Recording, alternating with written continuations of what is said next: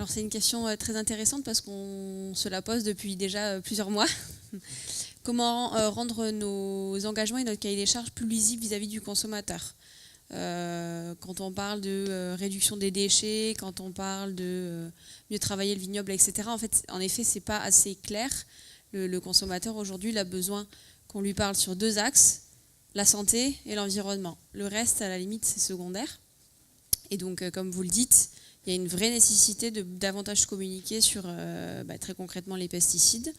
Donc, on l'a en tête. Après, toutefois, ce serait un peu renier une énorme partie de notre cahier des charges que de passer à côté des axes sociétaux et durabilité économique.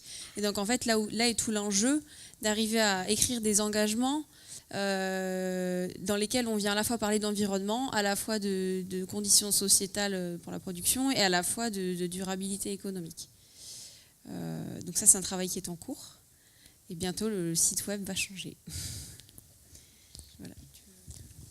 Je voudrais juste rajouter un point historique, c'est-à-dire que la démarche a été créée en 2007, dans une actualité, dans un contexte qui n'était pas exactement celui d'aujourd'hui, et où la démarche était plutôt d'inciter les entreprises à développer les solutions qui leur paraissaient les plus pertinentes à l'échelle de chacune vis-à-vis des problématiques et des pratiques agroécologiques.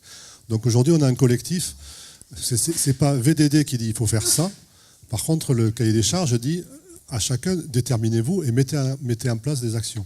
Par contre, effectivement, donc, comme on se retrouve sur des initiatives qui peuvent être diverses, parce qu'on est sur des régions diverses, des types de sols différents, etc., la lisibilité devient compliquée. Pour autant, si on prend l'ensemble des entreprises et si on prend leur engagement, on avait un exemple sur Baïcha tout à l'heure, hein, sur ma coopérative, on a plus de 80% de la surface du vignoble en agriculture raisonnée et certifiée, plus de la moitié en confusion sexuelle, etc. Si on prend la Clairette de 10 et le bio représente une partie très importante, il y a des initiatives, mais qui sont aujourd'hui la résultante des initiatives individuelles des membres du collectif. Et donc, c'est compliqué à le rendre lisible à l'échelle du collectif lui-même.